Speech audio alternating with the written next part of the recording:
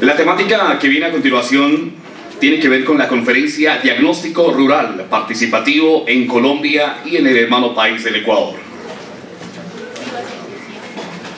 Esta conferencia está a cargo en los siguientes minutos por parte de la doctora Eliana Martínez Pachón. Es bióloga de la Universidad Nacional de Colombia, sede Bogotá, magíster en Ciencias en Biología de la Universidad Nacional de Colombia, sede Bogotá. Es doctora en Agroecología de la Universidad Nacional de Colombia. Investigadora PhD de la Corporación Colombiana de Investigación Agropecuaria, Corpoica, con énfasis en el análisis de la dimensión socioecológica de los agrosistemas, agroecología aplicada, caracterización de los sistemas productivos, seguridad alimentaria e intención sostenible de los sistemas productivos colombianos. También esta conferencia estará a cargo del doctor Guillermo Fausto Montenegro Arellano. Es ingeniero agrónomo de la Universidad Central del Ecuador, con especialización en producción ganadera. Es magíster en Ciencias en Gestión y Evaluación de Proyectos de la Universidad Central del Ecuador. En la actualidad, el doctor Guillermo Fausto Montenegro es docente titular e investigador de la Universidad Politécnica Estatal del Carchi UPEC, vinculado desde el año 2012. Quisiera pedir para nuestros conferencistas un fuerte y caluroso aplauso. Muchas gracias y bienvenidos.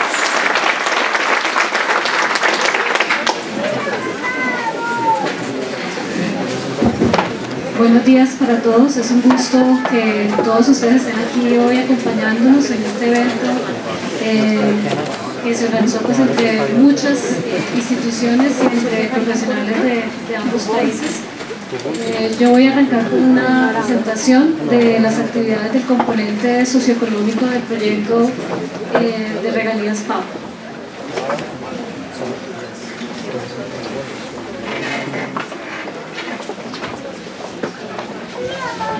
Buenos días, muchas gracias por la invitación a participar en este evento de mucha importancia para el sector económico de la región fronteriza. La Universidad Politécnica Estatal del Carchi se hace presente para ver qué podemos llevarnos de acá, ¿sí? Y qué podemos entregar aquí. Bueno, vamos a empezar porque esto se dilató un poco. Sí.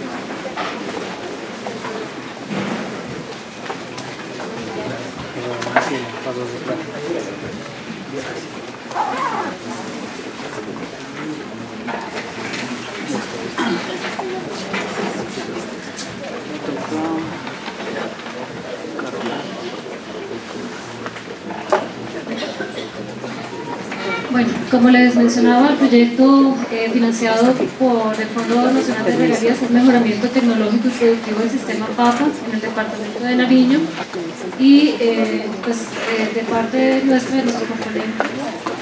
La siguiente, pues nuestro objetivo es caracterizar socioeconómica y culturalmente a las familias productoras de papa del departamento. Adicionalmente, participar de una serie de actividades de transferencia de tecnologías que se han desarrollado en el proyecto y que ya también existían antes, de tal forma que logremos contribuir a la competitividad del sector papa en el departamento de Nariño. Los resultados que voy a presentar hoy hacen parte de dos ejercicios. El primero de ellos, la aplicación de una encuesta con cerca de 13 módulos, 300 preguntas, que se aplicó en los 21 municipios del departamento de Nariño. Pues se intentó hacer un muestreo aleatorio, estratificado, considerando la población total de productores de papa registradas en la Secretaría de Agricultura en el año 2013. Esto arrojaba un total de 16.860 productores, diferenciados en 3 regiones del área productora de papa de Nariño: la exprovincia de Obando, la zona centro y la zona de Sabana. Con estos datos se decidió aplicar la encuesta a 1.074 hogares productores de papa. En este proceso, pues obviamente apoyó la Universidad de Nariño, la Facultad de Ciencias Agrarias, y apoyó la Universidad Mariana en el Departamento de Trabajo Social. 40 pasantes se vincularon y estuvieron entre mayo y septiembre del año pasado tomando datos, y pues a nivel central nosotros recopilamos esta información y hemos avanzado en el proceso porque, como les digo, pues son 300 preguntas. Este es un mapa del área productora de papa en el departamento. La mayor parte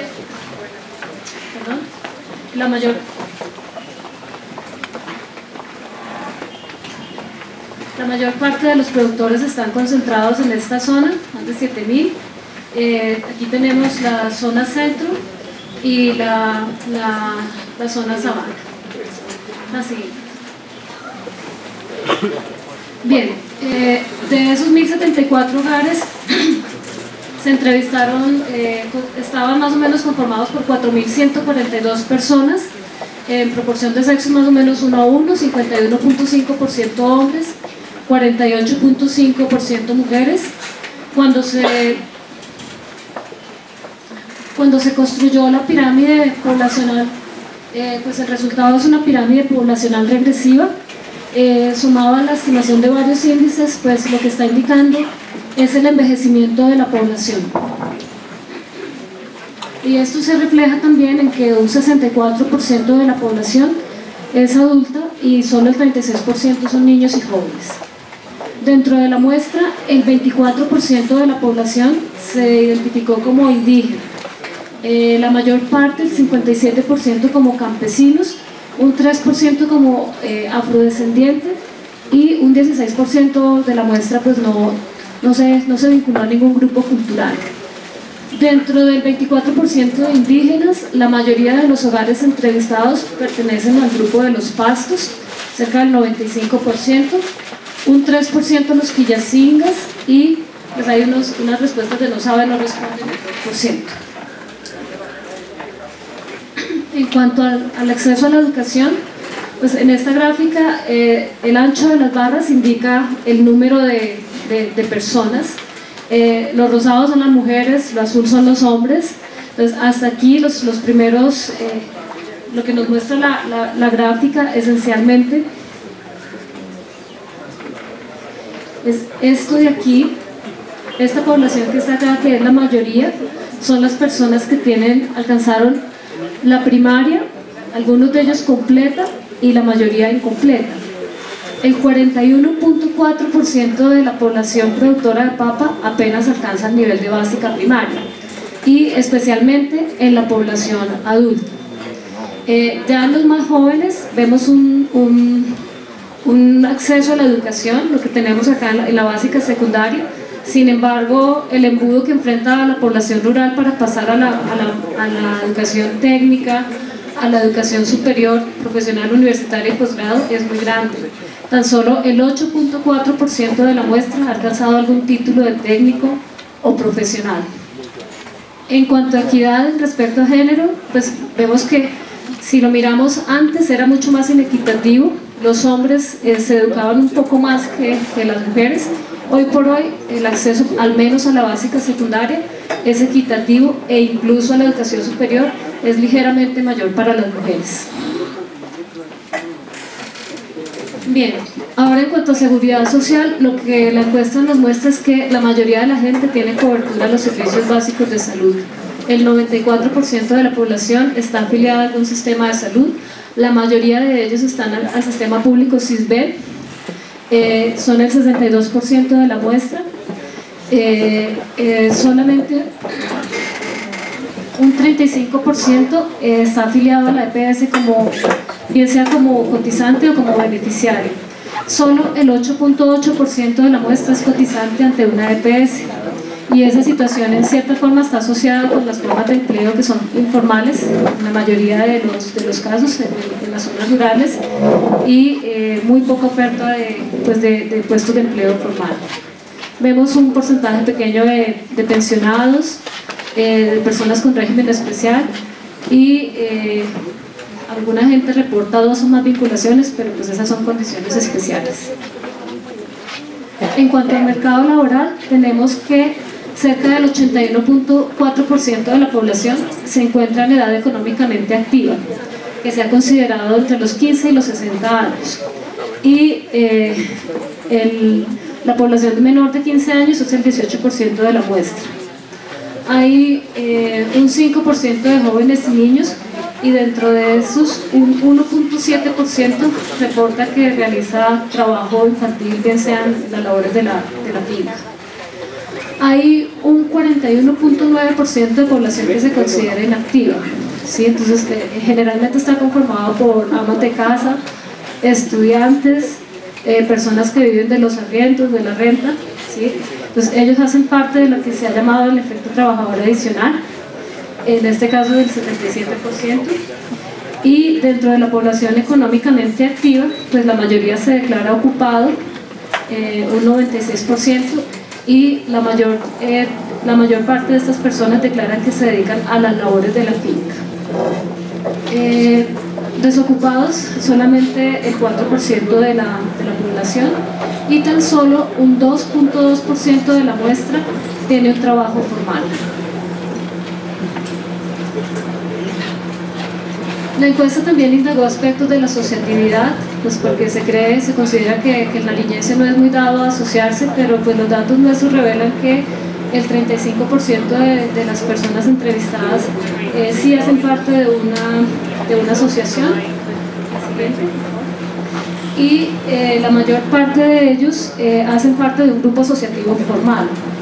La mayoría de los casos está formalizado.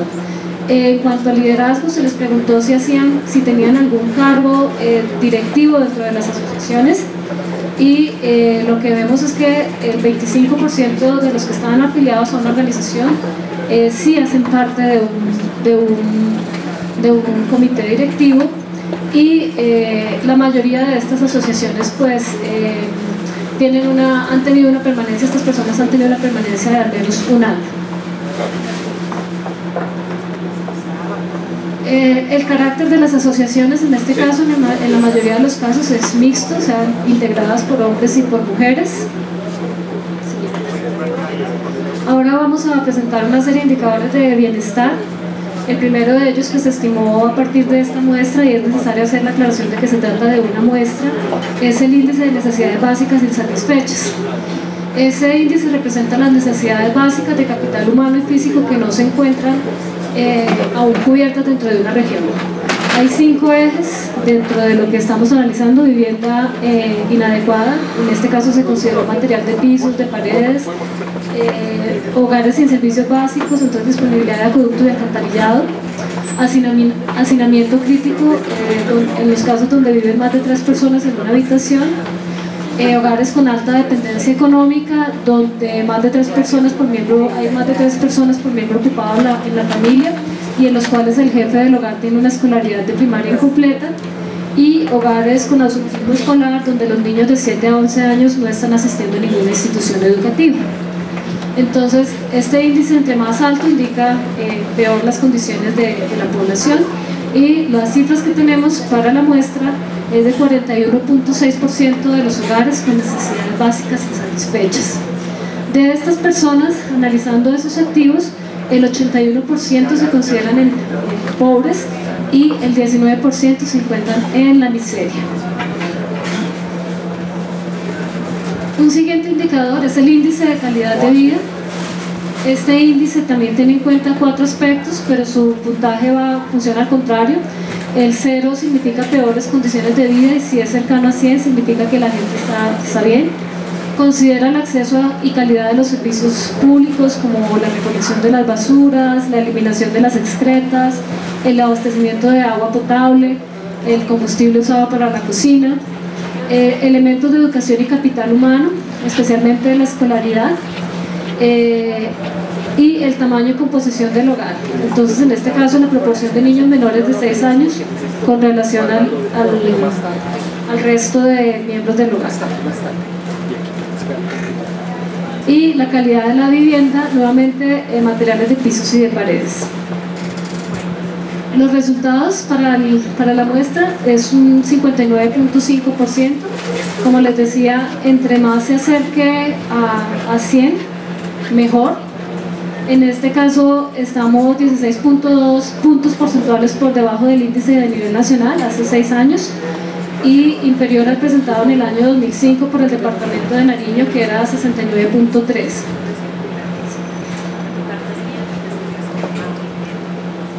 Un siguiente indicador de equidad es el índice de Gini. En este caso tenemos estas gráficas que en el eje X tienen el porcentaje de la población y en el eje Y el porcentaje de ingresos. La idea de esta gráfica es que en la medida que estas curvas se acerquen a la línea que está acá, pues más equitativa va a ser la repartición del ingreso entre la población, y entre más se distancias, pues mucho más inequitativo. Entonces aquí están los datos para el consolidado total, para las diferentes regiones, provincias que se consideraron, un índice de 0.61, siendo mucho más inequitativa la distribución de ingreso en los hogares en la provincia de Obando que en la provincia Centro y Sabana. Con el método integrado, cruzando la línea de pobreza con necesidades básicas insatisfechas, se tiene que el 44% de la muestra se encuentra en condiciones vulnerables en términos de ingresos o de necesidades básicas insatisfechas. Bien, el siguiente ejercicio es un ejercicio de diagnóstico rural participativo. Esta encuesta se complementó con una serie de talleres participativos en los 21 municipios. Allí se promovió un diálogo de saberes en torno a plagas, enfermedades, suelos, con los productores de papa, tratando de hacer una lluvia de ideas de sus problemáticas. Y pues la verdad es que siempre, a pesar de que los ejes eran suelos y plagas y enfermedades, pues la gente analiza el sistema de forma compleja y se dieron muchas más problemáticas de las que nosotros estábamos pensando. A estos talleres asistieron 650 personas, la mayoría de ellos hombres. Todavía nos toca mejorar la convocatoria a las señoras. En estas siguiente, también se les preguntó si estaban asociados o no. Las cifras mostraron que el 26% de ellos estaban asociados y identificaron, como les digo, problemas que van mucho más allá de los ejes que nosotros propusimos. Hay un eje de cambio climático, identificaron problemas de suelos como compactación, pérdida de fertilidad, carencia de buenas prácticas de manejo de suelos, erosión, el deterioro del ambiente. Siguiente. Se quejaron mucho de la inadecuada asistencia técnica, de la baja adopción de tecnología, de esa dependencia de la asistencia técnica de las casas comerciales. También mencionaron que tienen un sistema de salud ocupacional muy precario, con riesgos altos a la salud de ellos como productores y de un producto cuya inocuidad tampoco es muy buena para el consumidor. Hablaron de los procesos de formación deficientes y entonces pidieron educación pertinente, formación en semillas, en suelos, en aspectos socioambientales. Hablaron del limitado acceso en general que tienen a la educación de calidad y una falta de educación con enfoque agropecuario. En cuanto a prácticas de manejo, pues identificaron varias, entre ellas de las que más mencionaban: el mal manejo de los insumos, el inadecuado procesamiento de los abonos orgánicos, malas prácticas de manejo del cultivo, ausencia de prácticas de diversificación, insumos de mala calidad. Y pues ellos se reflejaban, la gente decía, las plantas crecen pequeñas o deformes, etc. Entonces lo pusimos como desarrollo técnico. También se quejaron mucho de la presencia de plagas y enfermedades, de la resistencia a plaguicidas, los nuevos patógenos, contaminación del suelo. Siguiente.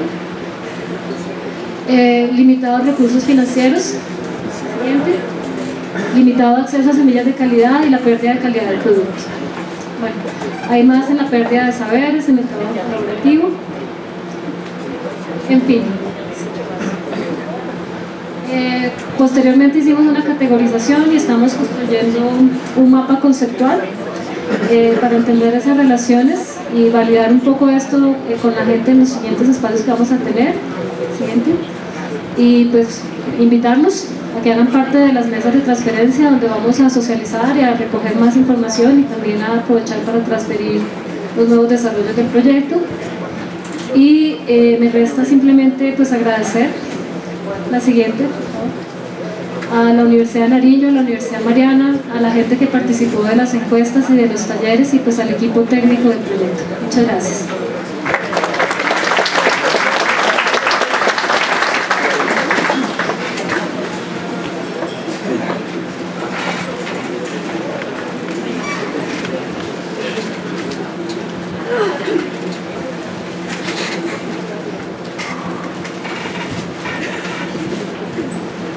Bueno, nuevamente buenos días. Vamos a presentar nosotros la metodología para la realización del diagnóstico rural participativo, empezando con esta frase que dice: cuando nos enseñan a pensar, cuando nos enseñan qué pensar en lugar de cómo pensar, terminamos sin pensar. Y quizá esta es la frase que resume la realización de un diagnóstico rural participativo, por cuanto ya es hora de que sean los actores quienes den las indicaciones de qué es lo que hay que hacer. No deben salir las soluciones de los escritorios, de la burocracia, sino realmente de la necesidad de los agricultores, para que podamos enfocar realmente un mejoramiento del desarrollo del sector agropecuario. Cuando nosotros hablamos de desarrollo, se puede pensar desde diferentes corrientes y de diferentes formas de enfocarlo. Para muchos de ustedes, para los presentes acá, es muy conocido que el sistema político en el Ecuador cambió radicalmente, dándole un enfoque más humano al desarrollo, incluso otorgándole derechos a la misma naturaleza.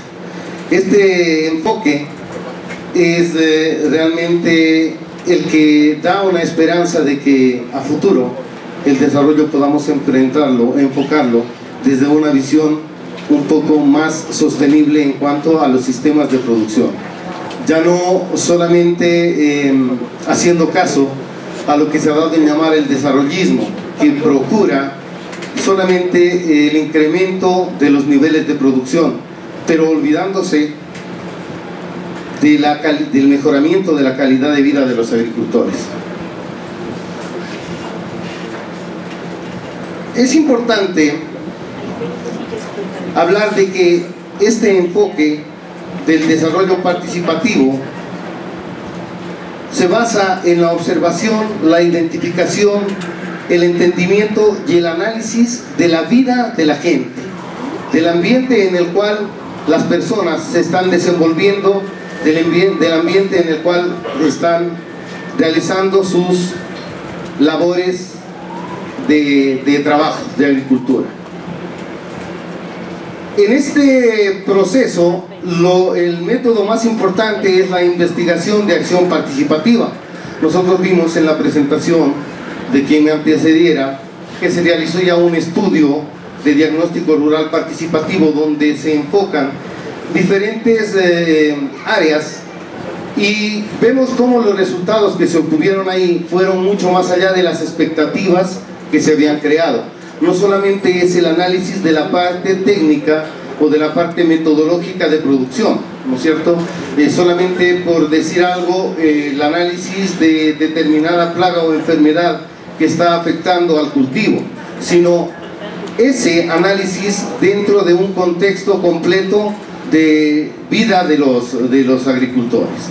Por eso es que este diagnóstico pretende que de objeto de estudio se transforme en un sujeto de enlace, donde el desarrollo rural participativo constituya un ejercicio de comunicación, constituya un aporte de los propios actores de este desarrollo rural hacia el enfoque de los trabajos de investigación, de los trabajos de gestión que se hagan en su actividad productiva.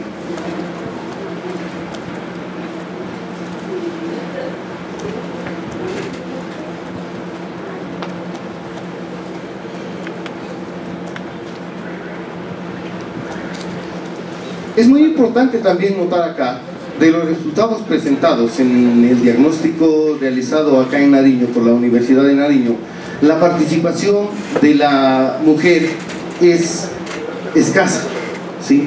Y realmente un diagnóstico rural participativo nos va a permitir una incorporación y realmente la valoración de la participación de las mujeres dentro de la actividad productiva y de las expectativas que ellas tienen con respecto al mejoramiento de su calidad de vida.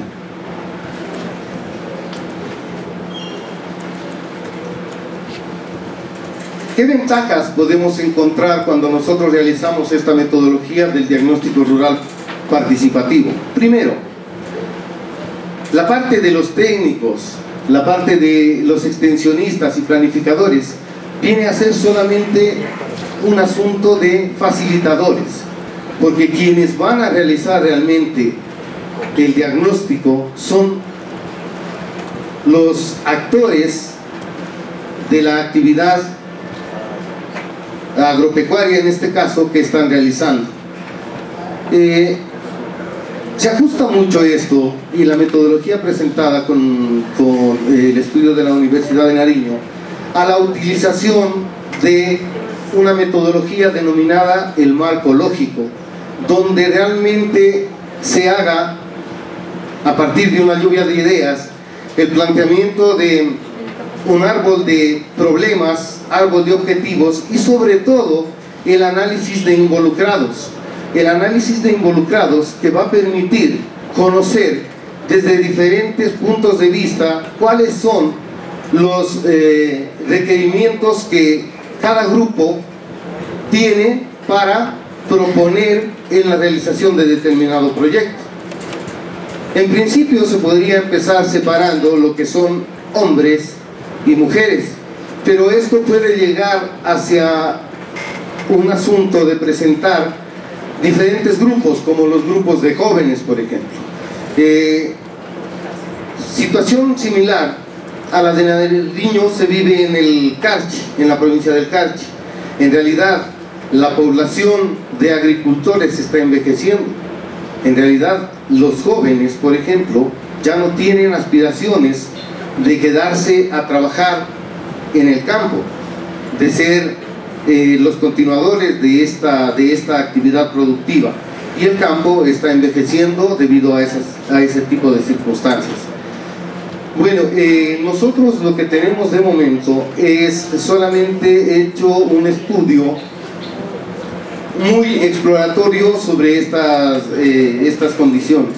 Vamos a implementar, esperamos que este sea el espacio donde logremos hacer un estudio de la región fronteriza para determinar realmente todas estas características socioeconómicas que son comunes para los dos países. Eso sería todo lo que tenemos que presentar. Muchas gracias.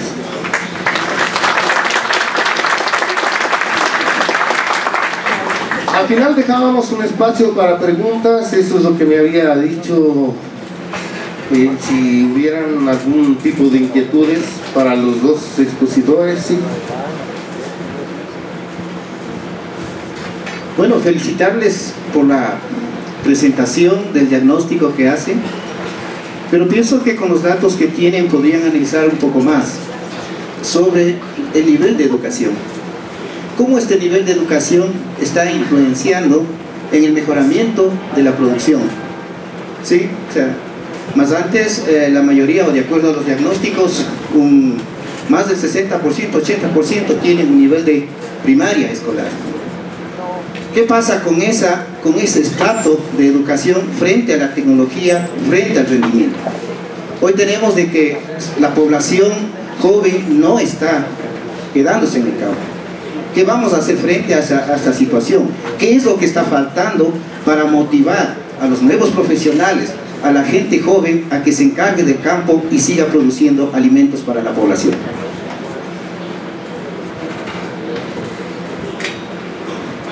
Gracias. Bueno, los resultados presentados eran de un estudio de la Universidad de Nariño. No sé dónde está Bueno, son de Corpoica realmente. En realidad, pues el alcance que tiene el estudio no llega hasta ese punto que usted está mencionando. Sí lo podemos ver en una siguiente fase donde empezamos a trabajar más con la gente y hacer un análisis más profundo de estas circunstancias.